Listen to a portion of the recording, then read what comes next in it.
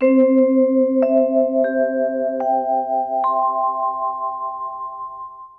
कृपा। बाबा विश्वनाथ ने मन एकाग्र किया। जगत जननी माता पार्वती को मंगलाचरण के पश्चात भगवान के 24 अवतारों का वर्णन शुरू किया। जब लीला पुरुषोत्तम भगवान श्री कृष्ण यदुकुल में प्रकट हुए, नंद महोत्सव हुआ। नंद महोत्सव के बाद माता पार्वती प्रगाढ़ निद्रा में पहुंच गई। जब कोई आनंद आप मनाते हो ना, तो फिर दूसरे दिन ढीले पड़ जाते हो। शादी आज बेटी की हो गई ना, अब दूसरे दिन आप सब जानते हो कि क्या करते हो। और जब तक शादी नहीं होती तब तक थकान का पता ही नहीं लगता कि थकान क्या चीज है। कार्य हो गया फिर तो पता नहीं, दुनिया भर की थकावट अपने को ही आ जाती है। अब नंद महोत्सव के पश्चात माता पार्वती प्रगाढ़ निद्रा में पहुंच गई और ओम ओम की आवाज चलती गई। बाबा विश्वनाथ कथा करते गए भगवान का स्वधाम गमन हो गया। माता पार्वती नींद से बाहर आई। नाथ, भगवान के बाल लीलाएं तो सुनी नहीं, फिर ठाकुर जी ने क्या किया? पार्वती के बात? बोले महाराज देखा तो ये तो झूम रही थी नींद में। पार्वती आपने कुछ भी नहीं सुना, आपने कुछ भी नहीं सुना, क्या करें? तो आखिर ये कथा सुनी किसने? अब डमरू बजा तो सब पशु पक्षी तो भाग गए, पर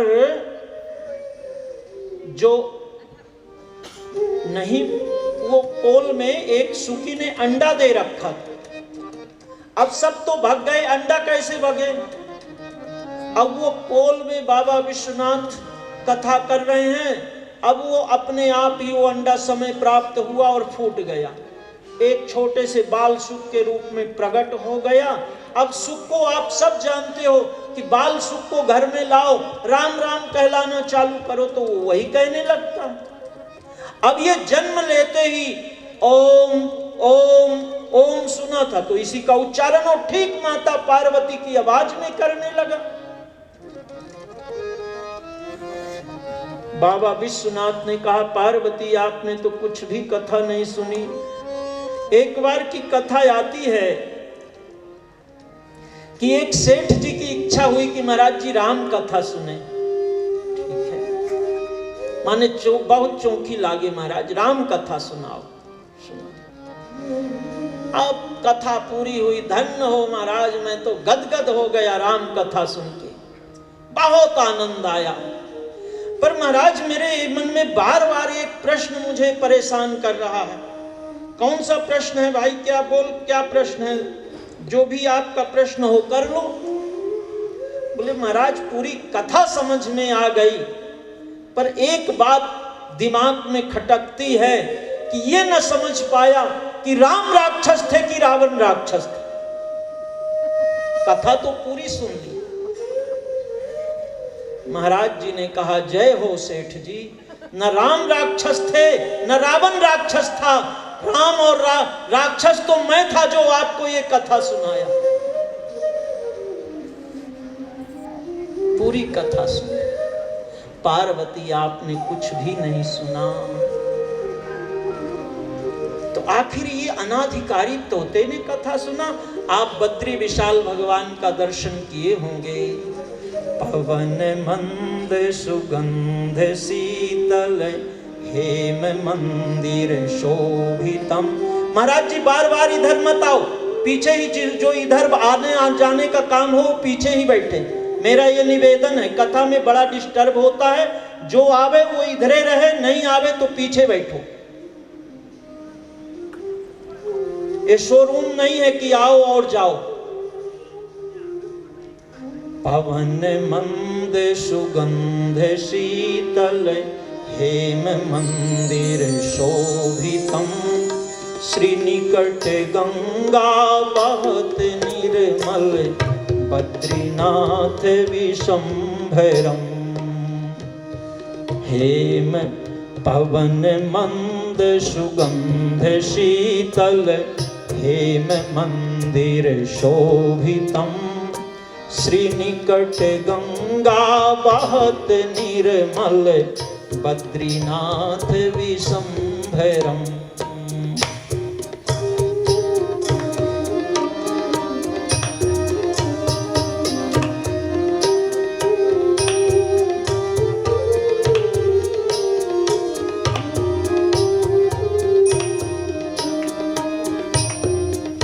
श्रीनिकट गंगा बहत निर्मल बद्रीनाथ विशंभरम। श्रीनिकट गंगा बहत निर्मल। बोलिए बद्रीनाथ भगवान की। तो भगवत कृपा, बाबा बद्रीनाथ हैं और बद्रीनाथ स्वामी के ऊपर व्यास गुफा है। आज भी अमरनाथ गुफा में आप जाते हैं और जो गए हैं उन्हें पता है कि आज भी एक कपोत और कपोती वहां इतने ठंडी में निवास करते हैं। वो जो बर्फानी बनते हैं ना, वहीं की बात। और इसी अमर गुफा में बाबा विश्वनाथ ने ये कथा माता पार्वती को सुनाई थी। अब त्रिशूल, बाबा विश्वनाथ को गुस्सा है, तोते ने चारों तरफ देखा तो एक छोटा सा बच्चा, ये सुख भगवान ऐसे बैठे थे, ये तो ओम ओम कर रहे थे। अनाधिकारी ने कथा का पान किया, त्रिशूल छोड़ दिया, और जैसे त्रिशूल छोड़ा तो ये नीचे की ओर भागे। बाबा भगवान बद्री विशाल, उसके बाद अमरनाथ, और बीच में व्यास जी महाराज, व्यास गुफा छोड़ा और ये सुख बड़े जोर से भागा। उसी समय माता व्यास पत्नी जवाई ले रही थी, मुंह खुला और भगवान सुख उदर में प्रवेश कर गए। बाबा विश्वनाथ का त्रिशूल आया, चारों तरफ घूम रहा है, अब तो कहीं पता नहीं। इतने में व्यास जी आए, प्रणाम किया, दंडवत प्रणाम किया। बाबा आज आप बड़े उग्र हो, बड़े दुखी हो, बड़े रौद्र रूप में हो, उद्वेग में हो, क्या बात है? बाबा विश्वनाथ ने कहा, व्यास जी कुछ मत पूछो, मैंने तो पार्वती को कथा सुनाई थी, पर ये अनाधिकारी ने कथा सुन लिया। तो महाराज ये कथा का फल क्या होता है, जरा बता दो। बोले व्यास जी ये जो कथा सुन लेता है वो अमर हो जाता है। लो, तो सुख, ये बाल सुख ने कथा सुन ली तो बाबा ये तो अमर हो गया, आप अब इसको क्यों कैसे मार पाओगे? जो अमर हो गए उसको कैसे मारोगे? कथा सचमुच अगर सुन लिया तो ये तो अमर हो गया, आपका त्रिशूल इसका कुछ नहीं बिगाड़ सकता। बाबा विश्वनाथ को लगा, ओह कथा तो मैंने सुनाई पर मैं ये ध्यान नहीं कर पाया व्यास जी। तो बोले इसीलिए तो आपको लोग भोला भंडारी कहते हैं, चले जाओ अब। बाबा विश्वनाथ वापस आ गए। सुखदेव स्वामी मां के गर्भ में रह गए, 12 वर्ष तक मां के गर्भ में रह गए। बेटा बाहर आओ, बेटा बाहर आओ।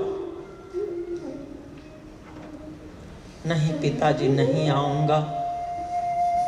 देखिए सब माताएं जानती हैं, मां के गर्भ से बढ़कर के तृतीय स्कंद में भगवान कपिल ने माता देवहूति को एक अध्याय गरुड़ पुराण का सुनाया।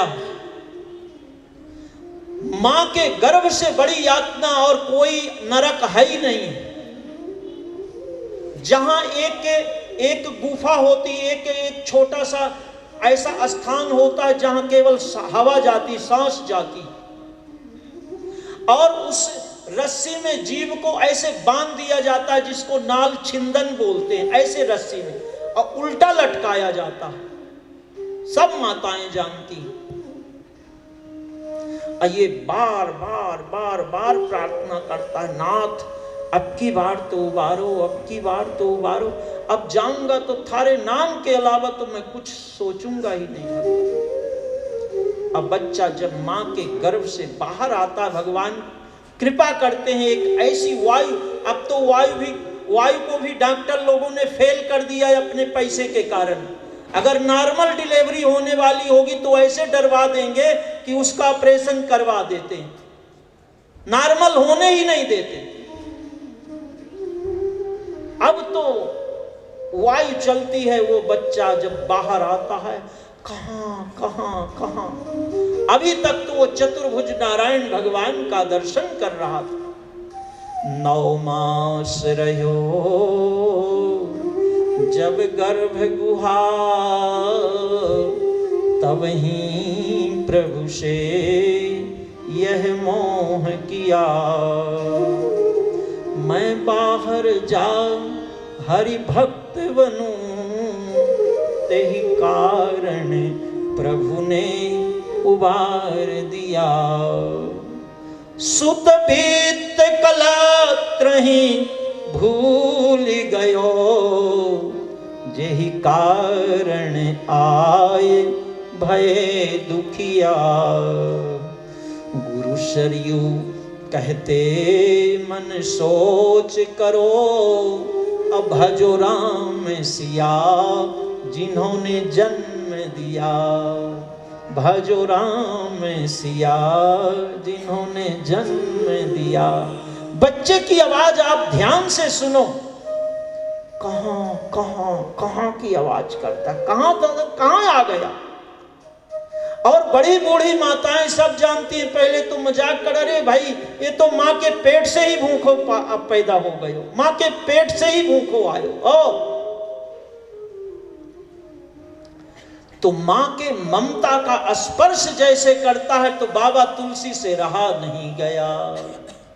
तो जब माँ कहती थी अरे ये तो पेट से ही भूखो, और जैसे माँ के ममता का स्पर्श करता है वो बालक, तो फिर भूल जाता है कि मैं कहां से आया हूं, फिर ये संसारी बन जाता है।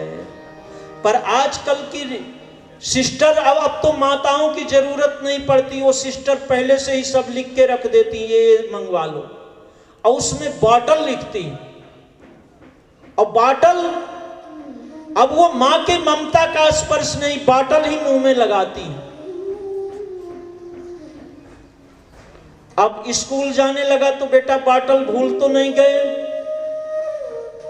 फिर ऑफिस में गए तो फिर बॉटल, और फिर जब अंतिम समय आया तो बोले अब कितने बॉटल लग गए पता ही नहीं। अब हम तो माँ के ममता के स्पर्श से श्री गणेश ही नहीं करते, बॉटल से शुरू करते हैं। हमारा जीवन बॉटल बॉटल बॉटल। बोले महाराज ये आदत तो छुड़वाओ, बॉटल बिना रह ही नहीं पाते। तो ये बार बार जीव की ऐसी गति होती है कि चौथापन आ गया, पर हमें वैराग्य ही नहीं हो रहा। लगता हमारे बिना चलेगा ही नहीं घर, हमारे बिना समाज चलेगा ही नहीं। कभी विचार तो करिए भाई कि बड़े बड़े राजा आए, बड़े बड़े महाराजा आए, बड़े बड़े महापुरुष आए, बलि गए, बलराम गए, जिनकी करनी 10 शीश समाना, पर किसी के बिना किसी का काम रुका नहीं। तो देखो भाई, ब्रह्मलीन डोंगरे जी महाराज कहा करते थे कि भैया संसार में रहना कोई बुरा नहीं, संसार में न रहोगे तो जाओगे कहां? हरिद्वार जाओगे तो 2 वक्त की रोटी तो वहां भी चाहिए। संसार में रहना बुरा नहीं है, पर यह संसार को बसा लेना अपने मन में यही बुरा। नाव तो जब भी चली है तो पानी में ही चली है, पानी के बिना नाव कैसे चलेगी? जीव आया तो संसार में ही तो रहेगा। पर अगर नाव में पानी भर जाए तो क्या होगा? नाव तो डूबेगी ही। तो हमने संसार को अपने मन में बसा लिया, संसार को अपने दिमाग में बसा लिया, इसलिए हम संसारी कहलाने लगे।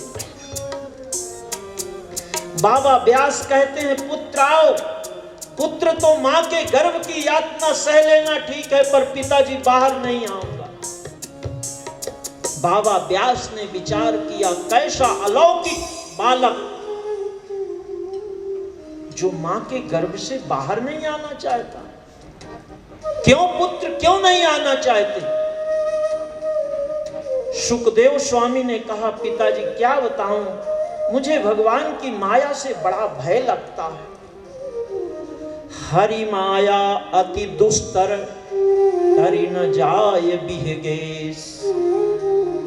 कागभूषुंडी जी गरुड़ जी से कहते हैं कि हे पक्षीराज, भगवान की माया बड़ी प्रबल है, बड़ी प्रबल है।